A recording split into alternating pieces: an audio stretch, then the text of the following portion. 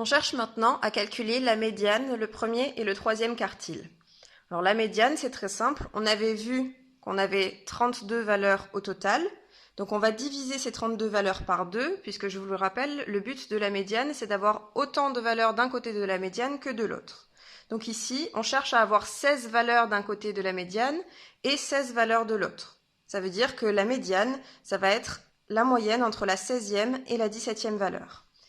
Donc on va voir ici comment on les trouve, ces valeurs. C'est là qu'on comprend l'importance des effectifs cumulés croissants. Parce que si on regarde, ici les valeurs vont jusqu'à 18 et ici les valeurs vont jusqu'à 14.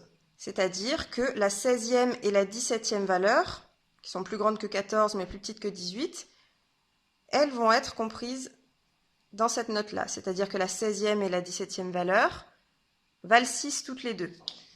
Donc du coup, la moyenne des deux, la moyenne de 6 et 6, ça fait 6. Pour le premier et le troisième quartile, on va faire pareil que pour la médiane, mais au lieu de diviser par 2, on va diviser par 4. Donc ici, 32 divisé par 4, ça fait 8, tout pile. Donc la 8e valeur, on va regarder laquelle c'est. On regarde dans notre tableau les effectifs cumulés croissants. 3, ça va jusqu'à la 7e valeur, donc c'est pas bon. Pour 4, ça va jusqu'à la 10e valeur, donc 8 c'est bien entre 7 et 10. Donc la 8e valeur c'est 4, ce qui veut dire que notre premier quartile c'est 4. Maintenant pour le troisième quartile, on a déjà divisé 32 par 4, ça fait 8. Et comme on veut les 3 quarts, on va multiplier 8 par 3, ce qui nous fait 24.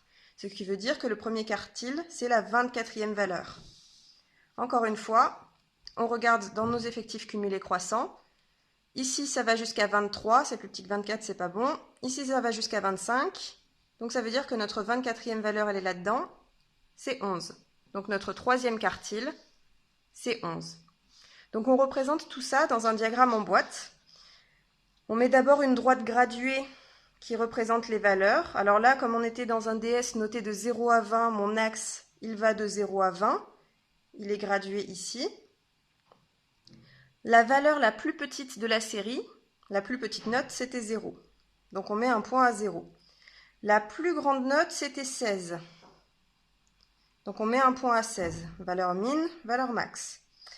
Notre premier quartile, Q1, c'était 4, donc on met un point à 4. Notre médiane, c'était 6, donc on met un point à 6. Et notre troisième quartile, c'était 11, donc on met un point à 11. Donc on trace une droite entre, enfin un segment plutôt, pardon, entre la valeur min et la valeur max.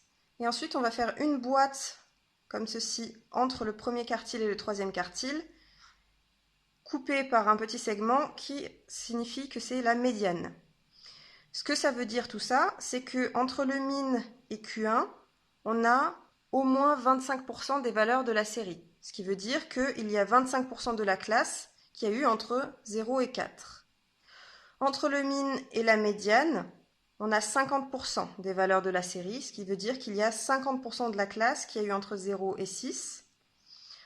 Entre la médiane et le max, on a aussi 50% de la classe, donc la moitié de la classe a eu entre 6 et 16. Et enfin, entre le min et le troisième quartile, vu que c'est le troisième quartile, on a 3 quarts de la classe, 75%, qui ont eu entre 0 et 11.